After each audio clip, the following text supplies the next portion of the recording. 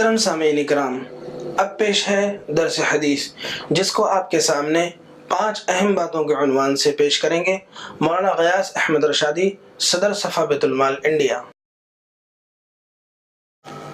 بسم اللہ الرحمن الرحیم۔ ناظرین، دعا مومن کا ہتھیار ہے۔ نبی رحمت حضرت محمد رسول اللہ صلی اللہ علیہ وسلم نے ارشاد فرمایا، الدعاء سلاح المؤمن، دعا مومن کا ہتھیار ہے۔ اس ہتھیار کو ہمیشہ اپنے ساتھ رکھنا چاہیے۔ آدمی اپنی حفاظت کے لیے اپنا ہتھیار اپنے ساتھ رکھتا ہے، جس کے ذریعے سے وہ اپنے جسم کی حفاظت کرتا ہے، اپنے گھر والوں کی حفاظت کرتا ہے، دفاع کرتا ہے۔ دعا ایک ایسا ہتھیار ہے جس سے بندہ مومن اللہ تبارک و تعالیٰ سے اپنی ضرورت کی چیزیں مانگتا ہے، ضرورت کے وقت میں مانگتا ہے، مصیبتوں سے نجات کے لیے مانگتا ہے۔ اور دعا کے آداب میں سے ایک ادب یہ بھی ہے کہ آدمی دعا اپنی ذات کے لیے پہلے مانگے، پھر دوسروں کے لیے مانگے۔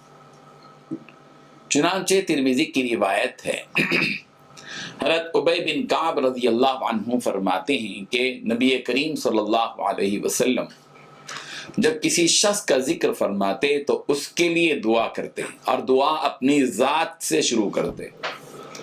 یعنی دوسرے کے لیے جب دعا کرنا چاہتے تو پہلے دوسرے کے لیے نہیں بلکہ پہلے اپنی ذات سے شروع کرتے تھے۔ اس میں حکمت یہ ہے کہ کہیں آدمی کے دل میں یہ وسوسہ پیدا نہ ہو کہ محتاج میں نہیں ہوں، دوسرا ہے۔ اور دعا جب آدمی کرتا ہے اور اپنی ذات کے لیے پہلے مانگتا ہے پھر دوسروں کے لیے مانگتا ہے تو اس سے اس بات کا اظہار ہوتا ہے کہ اے اللہ میں بھی محتاج ہوں، جیسے دوسرا محتاج ہے، میں پہلے محتاج ہوں۔ ہم سب اللہ تبارک و تعالیٰ کی بارگاہ میں محتاج ہی محتاج ہیں، فقیر ہی فقیر ہیں، بھکاری ہی بھکاری ہیں۔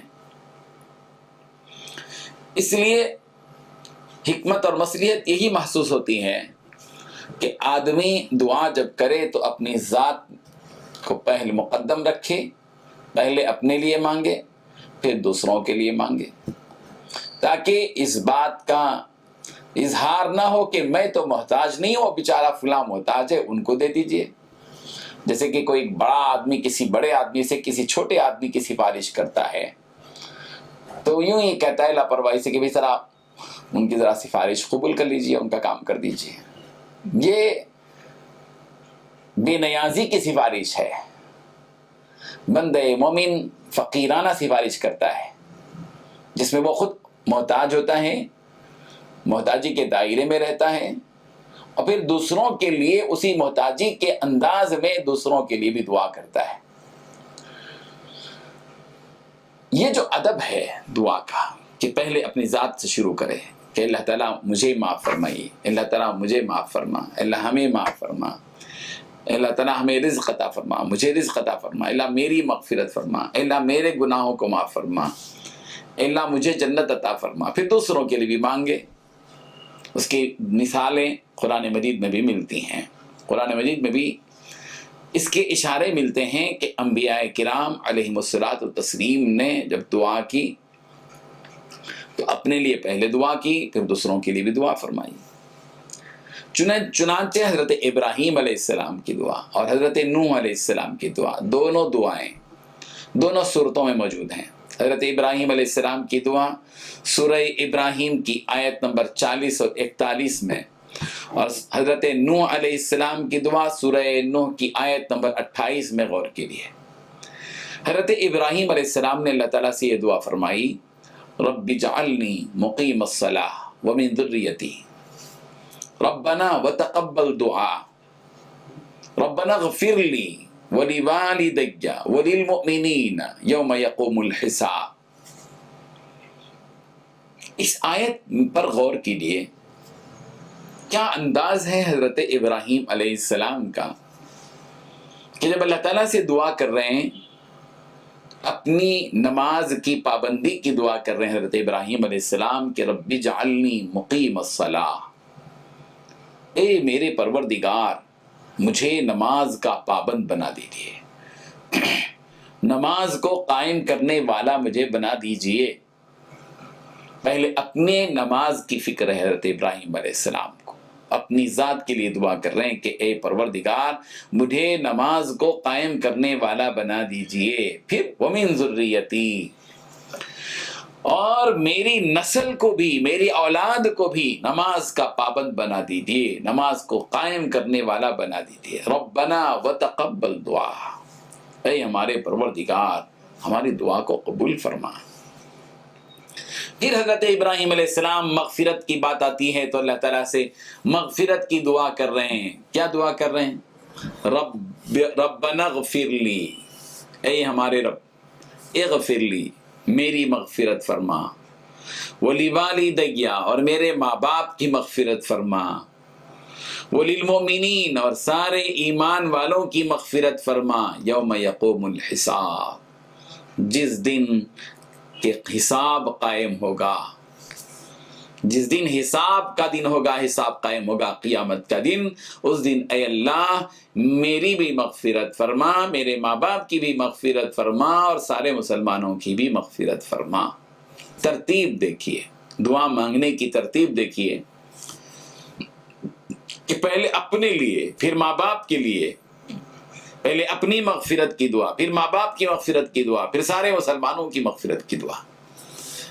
اس ترتیب میں ایک اور نکتہ بھی ملتا ہے کہ اپنے بعد اپنے ماں باپ کو نہ بھولیں۔ بہت سے لوگوں کے لیے دعا کرتے ہیں، سب کے لیے دعا کرتے ہیں، محلے والوں کے لیے، رشتہ داروں کے لیے، دوست و احباب کے لیے، پڑوسیوں کے لیے، قوم کے لیے، لوگوں کے لیے ضرور کریں، لیکن ترتیب میں کیا ہے مغفرت کی؟ میری مغفرت فرما، میرے ماں باپ کی مغفرت فرما، پہلے اپنی اور اپنے ماں باپ کو یاد کریں۔ ظاہر ہے کہ اس دنیا میں جب ہم آئیں تو اللہ سے جب ہم مانگ رہے ہیں، اللہ نے ارادہ کر کے ہم کو پیدا کیا، لیکن ظاہری اسباب میں جن کے ذریعے سے ہم اس دنیا میں آئے وہ ہمارے ماں باپ ہیں۔ اسی لیے اپنی مغفرت کی دعا جہاں کریں، اپنے ماں باپ کی مغفرت کی دعا بھی کریں، اور پھر ماں باپ کے بعد وللمؤمنین، سارے ایمان والوں کی مغفرت کی دعا کریں۔ یہ حضرت ابراہیم علیہ السلام کی دعا جو سورہ ابراہیم کی آیت نمبر 40 اور 41 میں ہے۔ حضرت نوح علیہ السلام نے بھی اسی قسم کی دعا فرمائی، یہی ترتیب ہے، دیکھیے اپنے لیے دعا کر رہے ہیں اور پھر ایمان والوں کے لیے دعا کرتے ہیں۔ فرماتے ہیں حضرت ابراہیم علیہ السلام، سورہ نوح میں یہ آیت موجود ہے، یہ دعا موجود ہے، اور آیت نمبر 28 میں رب اغفر لی ولوالدی ولمن دخل بیتی مؤمنا وللمؤمنین والمؤمنات، رب اغفر لی، اے میرے رب میری مغفرت فرما، ولوالدی، اور میرے ماں باپ کی مغفرت فرما، ولمن دخل بیتی مؤمنا، اور اس کی بھی مغفرت فرما جو میرے گھر میں ایمان کی حالت میں داخل ہو گیا، وللمؤمنین والمؤمنات، اور سارے مومنوں کی اور ساری مومن مردوں کی اور ساری مومن عورتوں کی مغفرت فرما۔ اس میں بھی وہی ترتیب ہے، دیکھیے اپنے لیے، اپنے ماں باپ کے لیے، پھر سارے ایمان والوں کی۔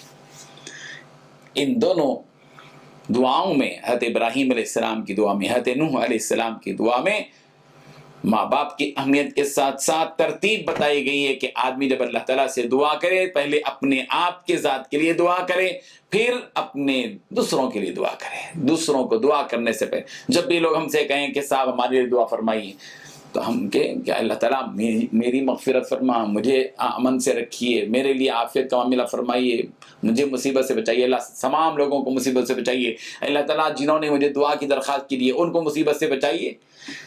دعا کی دعا، آم کے آم گٹھلی کے دام، دعا کر رہا ہے آدمی دوسروں کے لیے اور مفت میں اپنے لیے بھی دعا ہو جا رہی ہے، اس بہانے اپنے لیے بھی دعا ہو رہی ہے، اس نفع کے کیا کہنے ہیں۔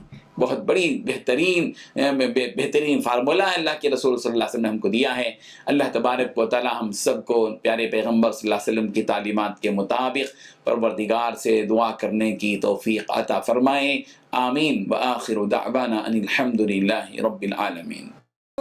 محمد